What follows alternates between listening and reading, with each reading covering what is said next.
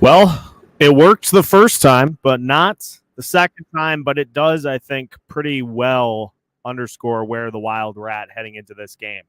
The Wild pull Filip Gustavsson in OT. They do not secure a point against the Vegas Golden Knights here today. And in reality, a game that the Wild needed to find a way to finish in regulation, and they couldn't.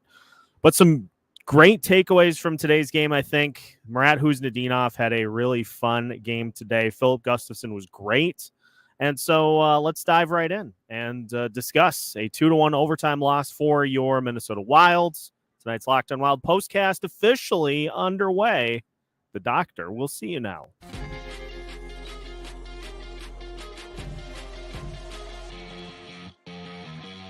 You are Locked On Wild postcast, part of Locked On Minnesota on the Locked On Podcast Network. Your team every day. Minnesota Wild fall 2-1 in overtime to the Vegas Golden Knights here today. And because the Wild went empty net in overtime, they do not secure a point against Vegas here in this one. And that means that the Minnesota Wild are currently sitting, and I'm seeing in the comments that ESPN has given the Wild a point, but the Wild are currently sitting 8 points behind the Los Angeles Kings for the second wild card spot. They are 11 points now behind the Vegas Golden Knights, and it is just, at this point, again, I don't believe the mathematical elimination will come here today, but it's monumental odds at this point to be able to overcome. But let's not overlook the fact that this was fun. This was a fun game today. And the Wilds brought it against the Vegas Golden Knights. Now, as Judd Zulgad pointed out on Twitter, you have a few more games like this sprinkled in throughout the season, and we're probably having a different conversation. But there just have been too far and few in between for the types of games that the Wild need to have, the battle level you need to have against teams like this. And this was a tense game. This was a tight game all the way through. Jack Eichel, Spears, Kirill Kaprizov gets a 5-minute penalty and then a game misconduct. He gets shown the door. The Wilds capitalize on that with Kirill Kaprizov scoring on a nice give and go from Matt Boldy. 37th goal of the season for Kaprizov. Vegas ties it up with about 6 minutes left, and it just felt like at that point, there was really no other way for this game to go other than to be settled in regulation. You just you can't keep giving points to the teams in front of you in the standings. And so we saw Hynes pull Filip Gustavsson in OT, which, by the way, Gustavsson was great today. I thought this was one of Gustafsson's better games of the season. He did get beat by that one-timer from Amadio to tie the game at one apiece. But Gustafsson was great today. That was great to see because it's been a real uneven season for him. And so glad to see him get back on track. But I want to spend a lot of time talking about Marat Huznadinov here today because I watched every shift that he took and really focused on him. And so had a chance to watch what he did throughout the night. And I was glad to see at the end of the game, when it counted, that Marat was rewarded for his strong play, and him and Rossi flipped in the lineup. And here's the key thing here. Here's the key thing in why Huznadinov was bumped up to the top line and why Rossi was switched. It was not anything that Rossi did in particular. I think it was just Marat earning an opportunity to get a higher chance in the lineup at that point in the game. And so the fact that he got thrown in with Zuccarello and Hartman there at the end of the game when the Wild were trying to reclaim the lead, loved it. And I think one of the things that I enjoyed most about watching Kuznetsov here today was just seeing, especially on defense, if he wasn't getting involved in a puck battle along the boards, his default setting was to just go to the front of the net and help Gustavsson out. I love that his instincts just told him to go to that point of the net as opposed to simply just kind of standing around and waiting to see what was happening. He ended up, he just slid to the front of the net to try to keep things clean in front of Gustavsson. I love that he did that, but we saw a bunch of other stuff from Kuznetsov tonight here too. He's got some really, really nice stick handling abilities. He put a couple of Vegas players on skates at points throughout this game. He had a couple of nice shots, one in which the Wild forced a turnover at the top of the zone, and the action was swung way down onto the far side or the near side of the zone. And Kuznetsov was coming in on the play off the bench, and the Zuccarello, I think, was the one that sent the puck to the far side. And Kuznetsov gets the puck, he steps up, and he just lets it rip. And it was a shot that sailed over the top of the net. But it's so fun to watch him play because he continues to just motor. He had a great opportunity on the other side of the ice where he kind of sprung free in front, and Marcus Johansson was able to get him the puck. He tried to go back. He tried to go between the legs, backhand, and he did get it through Logan Thompson's 5-hole. It just hit the post and didn't get in. So the opportunities for Kuznetsov, if he continues to play like this, the opportunities are going to be there. He is going to score. I thought Marcus Johansson thought that he did on that play. It just missed the post. And what more do you say about Kirill Kaprizov, who he was in man-possessed mode here today? Had the goal, had a couple of others, if not for some really, really solid play from Logan Thompson in this one. Thompson was really the only reason that this game kept at a 1-1 score. The thing, though, that is a continuing trend for this team is the Wild had a half dozen probably odd man rush or breakaway opportunities, and they were not able to capitalize on any of them. You need to finish on one of those opportunities, and Johansson had one. Vegas got a couple of sticks in to knock the puck off his stick before he could get a shot going. Hartman had the one where he was legit pushed into the net, like he was pushed into Thompson. That's what happens. And so not being able to capitalize on that one. Boldy had a couple. There were a lot of odd man rush and breakaway opportunities for the Wild here today, and they were not they just were not able to capitalize. And you get to this point in a game, you get to this point in the season, and you lose a game like this. Those are the things that you point to. I'm going to be real honest. I honestly like the decision by John Hynes to go empty net in overtime, because you absolutely have to have both points, and anything less than that, your season is teetering on the brink anyway. You're on absolute life support for the postseason. And so anything less than 2 points is not going to do it here today. And so I applaud the aggressiveness. It's something that Dean Evason wouldn't have done it the first time, let alone Hynes doing it twice.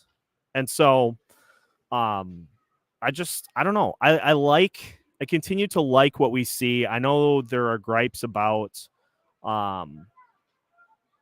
how the young players have been utilized, but it's just, there's just such a difference for how John Hynes manages a game and operates a game compared to where Dean was at. Like, I loved getting Huznadinov an opportunity at the end of the game to play with Zuccarello and Hartman.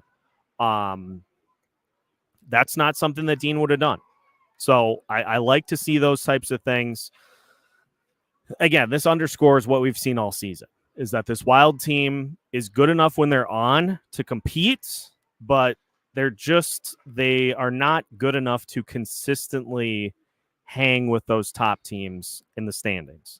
And so it's just another in a long line of instances in which this team has had chances. They just have failed to capitalize on them. And that's just the reality of the situation. I mean, I honestly, like, I thought today's game was very entertaining. It was a fun battle between these two teams. It got tense. You could sense the urgency of the moment, which is something that we haven't seen a ton of down the stretch here. So that's kind of my 10 cents, 15 cents on what we saw here today. I would love to dive into the comments here, and we will. So keep them coming. If you have anything that you'd like to talk about in particular, if you didn't like the decision to pull Gustavsson in OT, fire them up in the comments, and we will get to all that and more as we continue tonight's Locked On Wild postcast. Again, the Minnesota Wild lose 2-1 in overtime, and thus not able to get either point in tonight's game. We'll continue your comments on tonight's Locked On Wild postcast after this. Tonight's Locked On Wild postcast is brought to you by eBay Motors. Passion, drive, and patience. What brings home the winning trophy is also what keeps your ride or die alive. eBay Motors has everything you need to maintain your vehicle and level it up to peak performance. From superchargers, roof racks, exhaust kits, LED headlights, and more, whether you're into speed, power, or style, eBay Motors has got you covered. And with over 122 million parts for your number one ride or die, you'll always find exactly what you're looking for. And with eBay Guaranteed Fit, your part is guaranteed to fit your ride every time or your money back. Because with eBay Motors, you're burning rubber, not cash. With all the parts you need at the prices you want, it's easy to turn your car into the MVP and bring home the win. Keep your ride or die alive at ebaymotors.com. Eligible items only. Exclusions apply. eBay Guaranteed Fit only available to U.S. customers. Minnesota Wild lose 2-1 in overtime to the Vegas Golden Knights, and unfortunately not able to pick up either point here in this one today. So let's get to your comments for today's game. Amanda starts us off. Was not surprised, but greater good was on full display. Solid games for Marat Huznadinov. More than solid game. I thought Marat Huznadinov was great tonight. Marco Rossi had a couple of good opportunities in this one here this evening. And your top-level guys, Kaprizov, Eriksson, and Boldy, that line continues to drive the bus. It's just a matter of everything else. And so, rare positive spin for me. Like, you've got, if we start to turn our attention towards next year and beyond, you've got a top line that can play with just about anybody. Kaprizov, Eriksson, and Boldy. That line tracks. That line has some, they got some pizzazz to them. So that's an ingredient that you need down the road. But you need to get everything else ironed out. You need to get that second line figured out. You need to get that third line figured out. And as I'm seeing in the comments too, and we'll talk about this specifically, it's starting to look like there is some depth down the middle, which is something that we have been just clamoring for the last few years. Like, if you can continue to get, if you've got a foundation here for Rossi that he can build off of, if Marat Huznadinov continues to take those steps forward, all of a sudden you got Ek, Rossi, Huznadinov in your as your top three centers. I don't really have a reason to dislike that.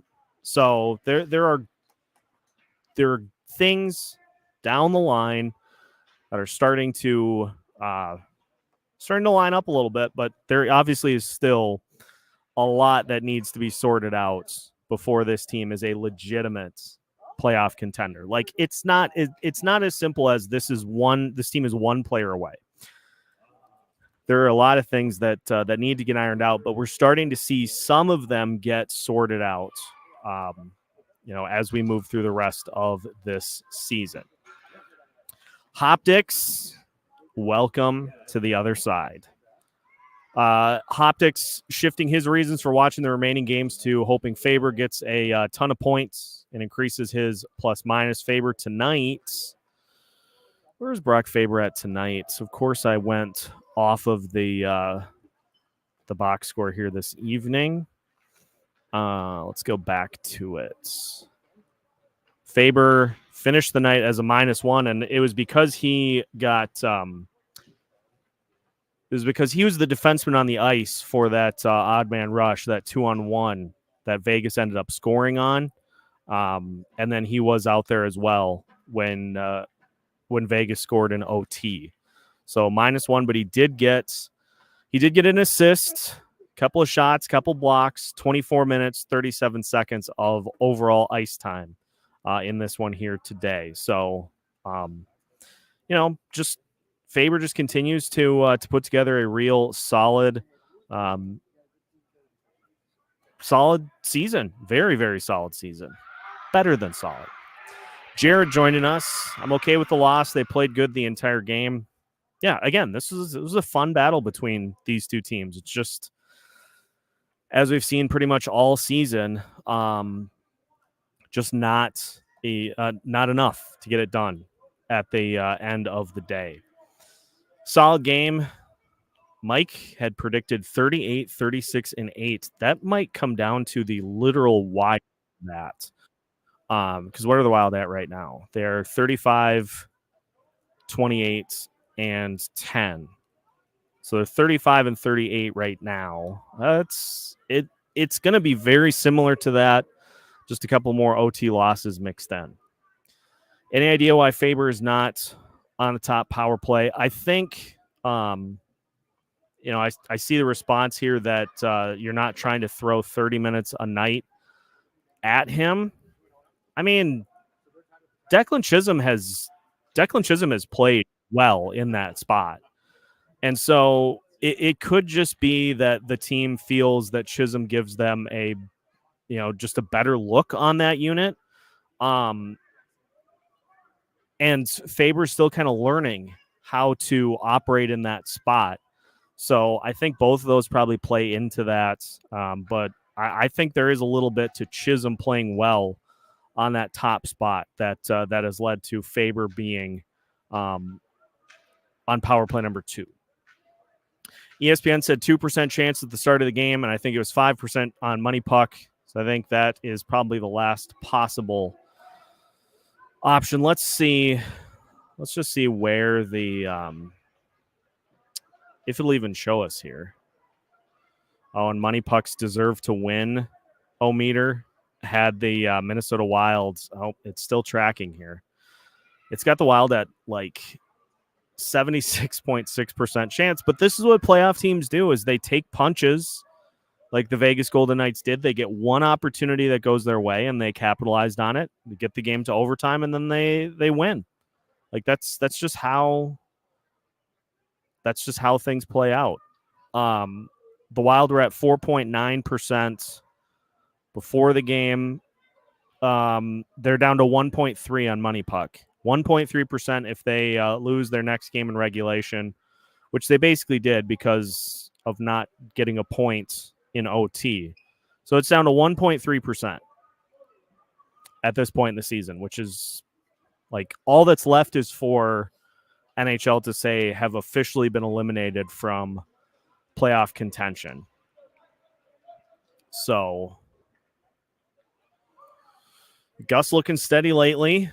Love to see that. Yeah, let's look at what Gustafsson's numbers. I think ESPN said that he was 3-0-1 in his last 4 starts heading into this one here. And you add in tonight that in 63 minutes, he only gave up 1 goal. His numbers are now in his last 1, 2, 3, 4, 5 starts. He is still 3-0-1, but a goals against average of 1.53 and a save percentage of 942. So weird that, but I suppose since he wasn't in net, he doesn't technically get, well, he'll get the OT loss right there. So 3-0-2 in his last 5 starts. And he's starting to round into form. I think there's a lot that has gone into Gustavsson's performances so far. Injury, first-time dad, the league starting to figure out how to play him effectively. I think a lot of that works into why he has been so inconsistent this season. But that's something that he's going to just have to work on in the offseason, to say the least. Murat was one of the best players on the ice today, absolutely flying, playing with a ton of confidence. Kuznetsov finished tonight with 13 minutes, 45 seconds of ice time. He went 3 of 6 in the faceoff circle, 2 shots. He also had a giveaway too. Loved the stick handling that we saw from Murat here tonight. He kind of had some of that that Kaprizov swagger to his game today, which was great. And the fact that he got thrown in as the center with Ryan Hartman and Matt Zuccarello at the end of the game, like, let's be clear on this. That was him earning the opportunity to more time and to play higher up in the lineup. He earned that opportunity.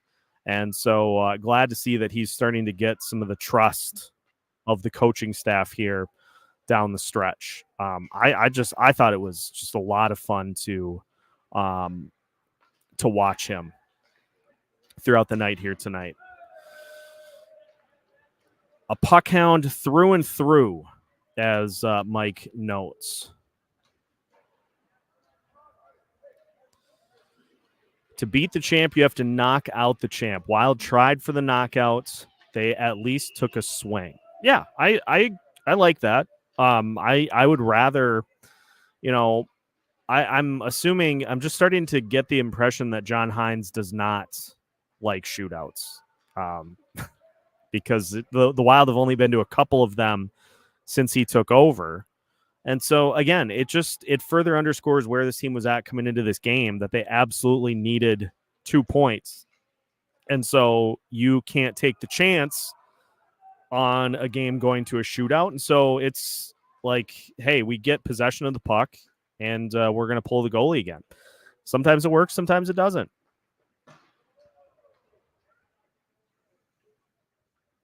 Just getting caught up on the comments here.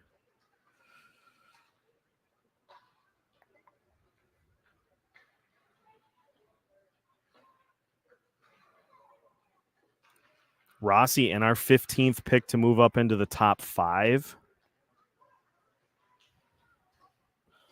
I'd have to look into that one a little bit more. Again, it just it would depend on what you were getting back in return or what you were going to go draft. But, now that you finally are starting to get a clear picture on that down the middle, I would be hesitant to try to deal from that area right as things are starting to kind of get situated. Would have liked to have seen Murat in overtime. Me too. I even predicted, how about Murat gets the OT winner? Well, didn't get on the ice in OT, but hey, solid game nonetheless. Eriksson Ek, Kuznetsov, Hartman, Height, Urov, Kumpalainen, and others. And again, if these guys pan out, you're doing something similar to what the Avalanche did in trading Bowen Byram for Casey Middlestat. If these guys all pan out, then center becomes kind of a position of strength that you would deal from to fill an additional position. Defense, for one. It's going to be very fascinating to see how that plays out here in the offseason. Only 3 things in life are certain: death, taxes, and the Minnesota Wild losing in overtime to teams that they need to beat. Needed 2, got none. That's about where we're at.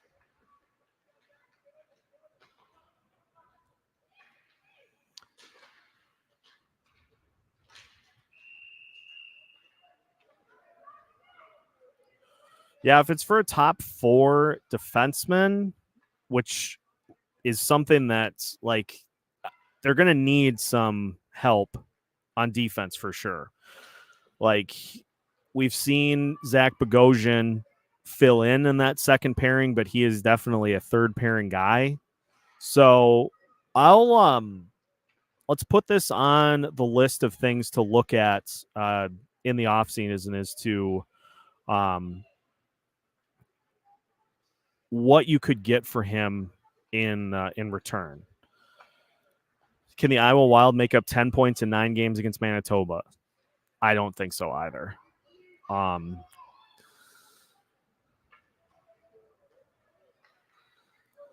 Yeah, this is a good point about the OT pull too. You wouldn't have to pull the goalie in overtime if you wouldn't have had a better start to the season. And we probably would not have. We wouldn't have been in a lot of situations if the Wild avoid a 5-14 start. If the Wild avoid that 1-7-1 stretch in January, but ultimately, that's just how it all played out, and we'll have the entire offseason to talk about it. I'm not sure about this. I don't know how this works because it usually takes ESPN a little bit to kind of update things in the win-loss column. Let me just see if they have. Now they've pulled it off the board completely. So, yeah, I think they are similarly confused as to how this plays out. I mean, he wasn't in net for the game-winning goal, so I don't see how you can saddle him with the loss, considering that he wasn't in net to stop that puck. So, interesting. It'll be interesting to see how they play that out. Officiating. I thought, and my thought on the officiating for pretty much the entire season and for pretty much my entire run as host of this show, I think officiating is something that has benefit to both sides. Like the Wild obviously got the 5-minute power play on the spear from Jack Eichel, who then got tossed out of the game. He got the game misconduct. So that was something that benefited the Wild. I mean, yes, it was a spear. I'm not trying to discredit that it was an actual penalty, but the Hartman getting pushed into the goalie one was odd. There were a couple of others in which, like Joel Eriksson Ek getting tripped, and the official was too close to the play to make the call. That was another one that popped up. The officials got involved in a couple of different instances too, and so, the officiating is something that gets pointed to if things don't go well. But I don't know. I don't like going to the officials are out to get us. I don't like going down that rabbit hole because there are instances throughout the rest of the game in which you have the opportunity to make plays that don't involve the officiating. And so kind of going to that vein, it's just not something I like to do. But there were some interesting things in this one to say the least. The game was close. Gus was hot. Logan was getting beat up a lot in the third. The refs had to check on him strategy-wise. Holding off to the shootout might have been the way to go. Wild's playoff hopes ended as soon as OT started. Could not give Vegas a point. Yeah, 100%. Dan's right on. You could not have could not give them even a single point in this one. If Celebrini's on the board at 15 or at 5, he's worth 15 in Rossi. Other than that, no thanks. X had a good crowd. There were a lot of Vegas fans that traveled for this one, which, it's always fun to get the opposition rowdy, but the Wild fans, especially early, they were into it. Just needed some goals to get going, and once Kaprizov scored, place went nuts. That's just, I don't know. At this point in the season, I think everybody's kind of on the same page as to where we're at and where things are going to go. Yeah. 3-on-3 OT as it is stinks. I could not agree with Dougie more here. You see teams too often just turn it into a possession, a 5-minute possession. Like the Wild did the same thing at the start. They controlled the puck, although this OT was just chaotic. You had players running into each other for both teams, nearly just handing the puck to the other team. But by and large, you see teams value possession more than they do actual shots. There's got to be something done about it. It's 3-on-3 OT is supposed to be exciting, but so often you see teams just hold on to the puck and play for maybe 1 or 2 shot attempts, and that's it. Like there's going to need to be something done, whether it be like if you carry the puck past, if you enter the zone and you back out, I don't know what you do, but it feels like something has to be done to just turn this into like, hey, let's actually go try to score the puck, as opposed to just kind of hanging on to it. Gophers off to a solid early start here. Thanks to Sean for the updates. 2-0 at this point.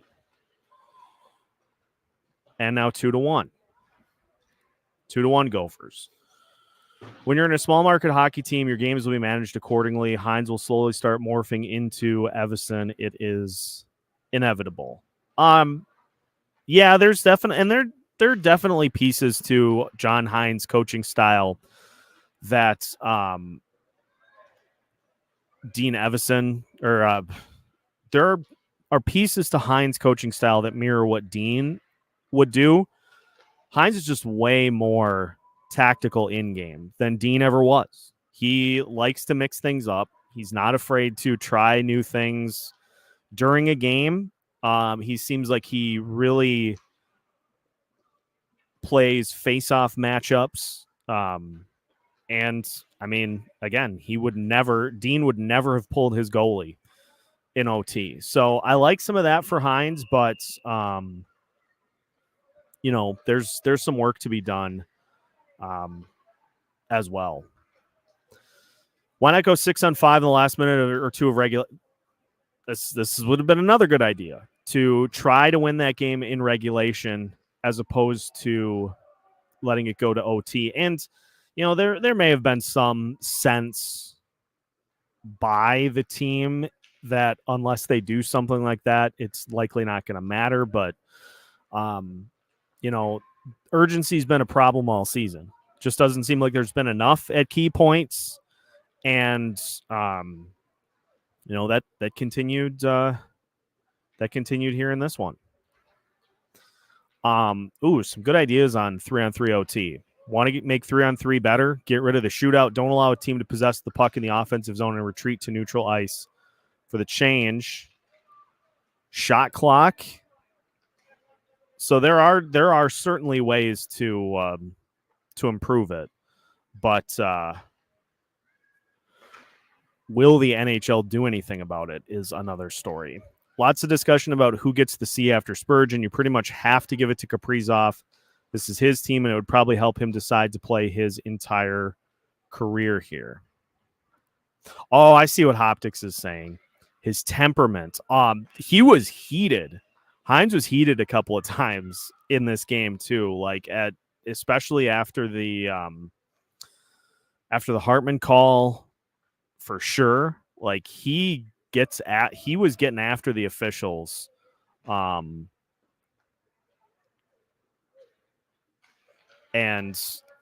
I can't certainly blame him for that. Only change I can see happening to 3-on-3 is switching to third period benches, so it's easier to change. You can get fresh guys on the ice, so it's easier to create turnovers. Can the NHL adjust with the goalie pull and OT to where if you do score while pulling the goalie, you eliminate the OT point for the other team, or just go 3-point games? Yeah, I mean, maybe you put that OT points completely up for grabs. That's an interesting thought too. There are options, but again, it's up to the NHL to want to make the change. Riley Height, folks, I'm excited to see him in training camp next year for sure. And I would imagine that the Wild will at least give him a look, because at this point in his ELC, I think because of his age, he can, if I read correctly, because of his age, he is either going back to juniors or he's going to be with the Wild. And it doesn't seem likely that he, unless he majorly impresses, will be with the team for the whole season.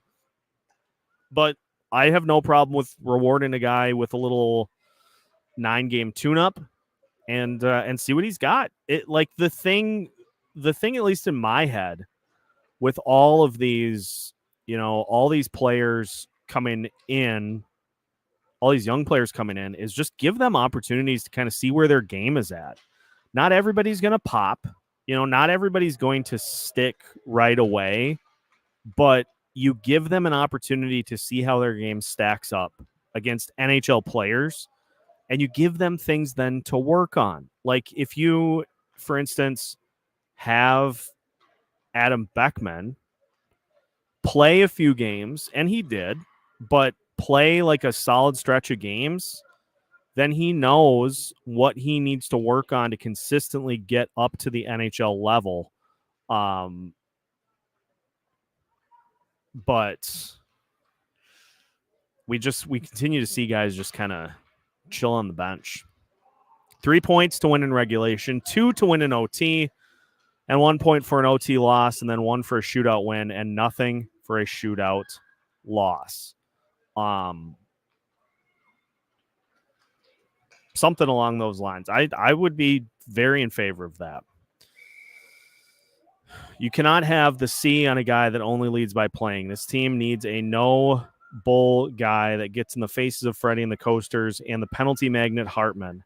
Hard-nosed, not nice guy. A head coach that, and again, I don't have any problem with John Hynes in particular because of the stuff that he does during games, but how good of a fit would Torts be for this team in particular? Because I think he would be able to hammer home the messages that just don't seem to get through to particular guys.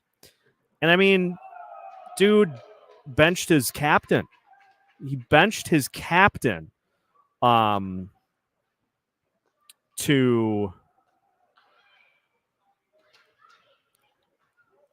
send a message. To send a message that his play wasn't good enough. Sorry, I was reading another comment that Dougie just had here that I'll discuss in a second. I think you need somebody to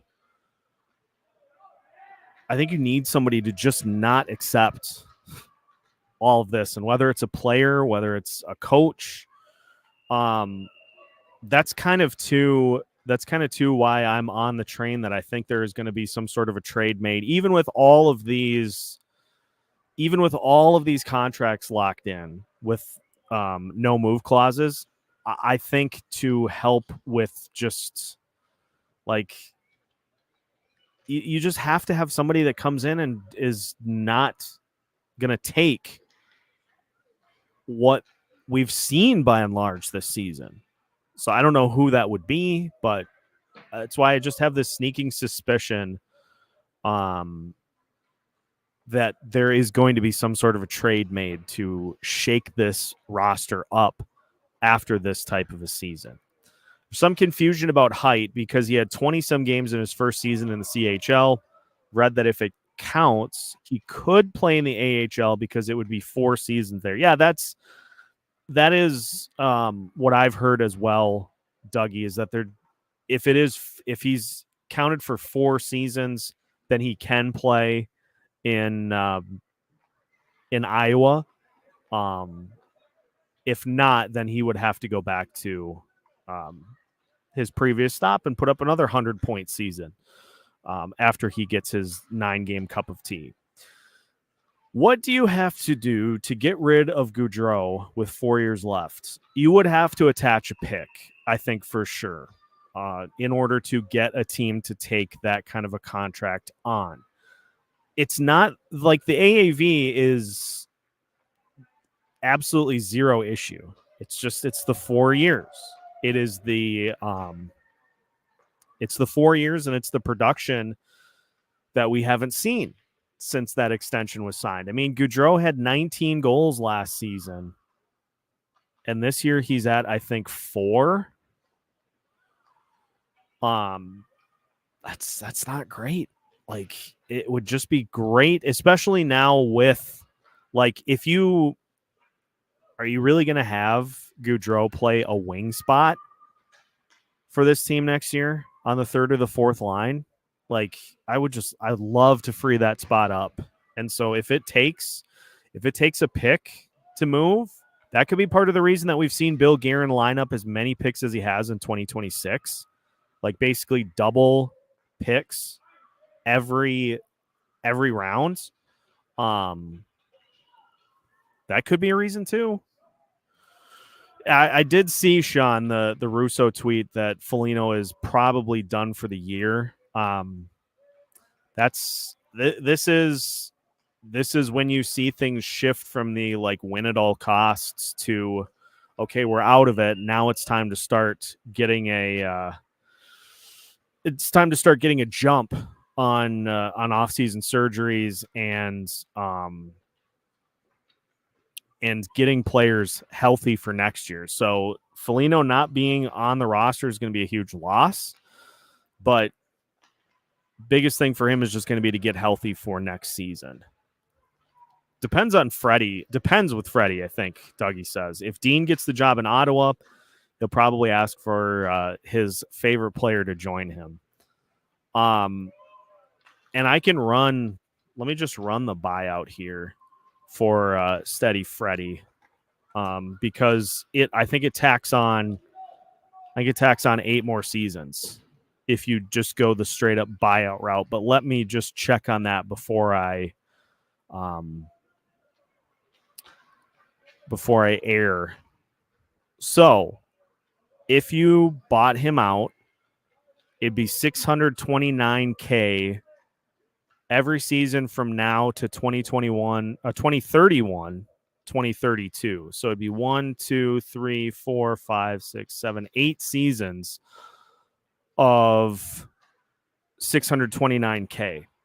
Now, obviously, you'd be saving $1.6 million next year. You'd save $1.14 million in 25, 26, 26, 27, and 27, 28.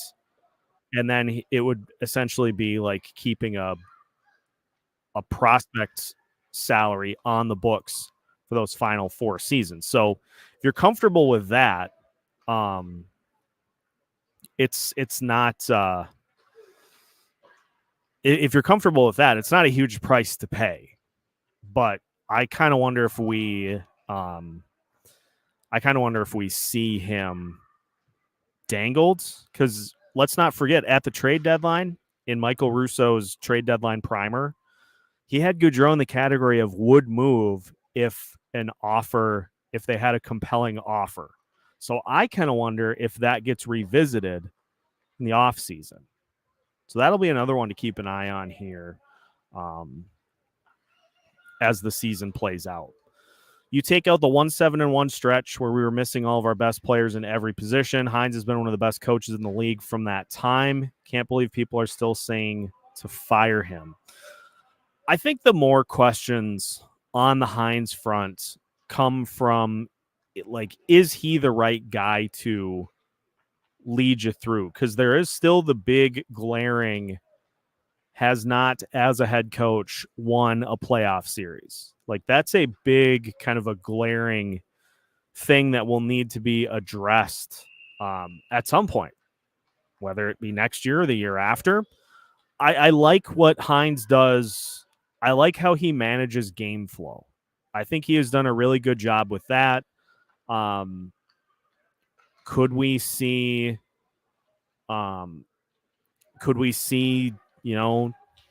some younger players get opportunities higher up in the lineup? Sure. But big key will be, how does he handle a playoff series? And so that's a question we can't answer until we get there. So I think that's where more of the questions come in. But again, can't really do anything with that at this point. Reminder that Freddie has fewer goals this season than Nico Sturm, fewer goals, assists, and points than Jordan Greenway, and has had one more goal this season than Ryan Reeves. That just made me ill. Yeah, that's not great at all. Yikes. Yeah, I wonder if we see something done in the offseason here. Amanda is wondering if it is the head coach or the coaching staff that needs to be removed and brought in. It may be that we see him given the opportunity to add some assistants, like his guys, in the offseason. I'm real interested to see what happens with Iowa too, because that has been that's been a tough year for Iowa as well. So what ends up happening there, we'll be keeping a keen eye on that here throughout the offseason as well. Cap Friendly says the cap hit on Gaudreau is $489K, $959 times 3 years, then $629 for 4 if you were bought out in June. It's not a huge price. It's not a huge price to pay. So I wonder if that's something that's looked at if they can't find a willing buyer in the offseason. Jason King was supposed to be a power play guru, and what has he done? And it's a power play that's been uneven through most of the season, and is kind of trending downward again at the end of the year. I would like collectively if the power play could avoid these ice cold stretches and would be willing to concede in some of the stretches in which they're just red hot for just more level, consistent performance throughout the season. They have been far from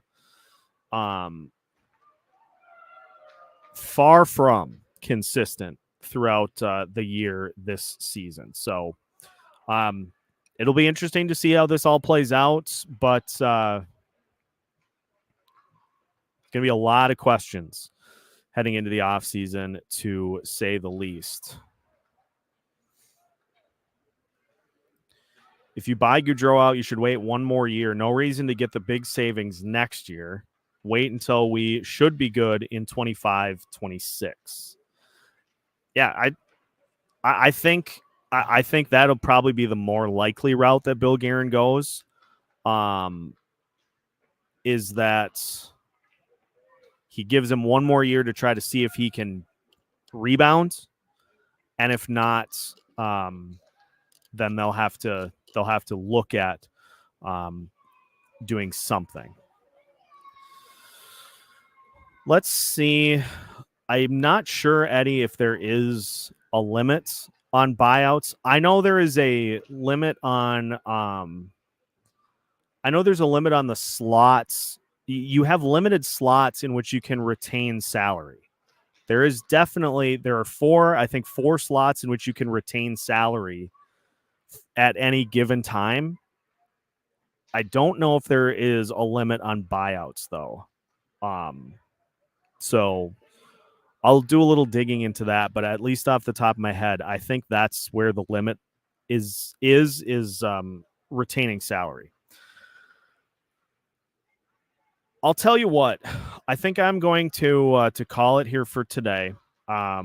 Reminder, we've got, due to Easter Sunday, there will be no live show tomorrow, but we'll do a live show followed by a watch party next week for the Chicago Blackhawks game.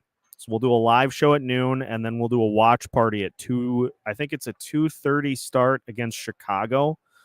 We'll do a watch party for that game. I'd said we were going to do another one, and I will deliver on that.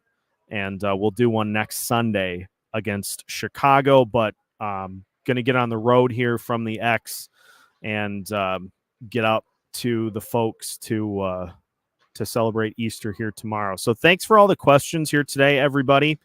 And appreciate having the big audience from both Locked On Wild and Locked On Sports Minnesota here in tonight's postcast. If anybody has any other questions that you would like to have answered, feel free to drop me an email, lockedonwild@gmail.com, or you can drop them in our Discord server. Link is in the description for this video. So if you want to join the Discord server, feel free.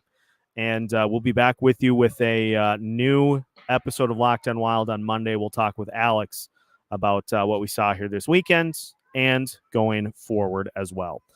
Make sure to like this video before you head out here for the day, and make sure to subscribe if you have not already so you don't miss out on any new content from Locked On Wild.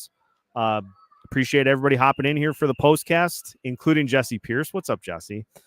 And Minnesota Wild's come up short, 2-1 in OT here tonight. Tonight's Locked On Wild postcast has been yet another production of Locked On Wild, which is part of the Locked On Podcast Network.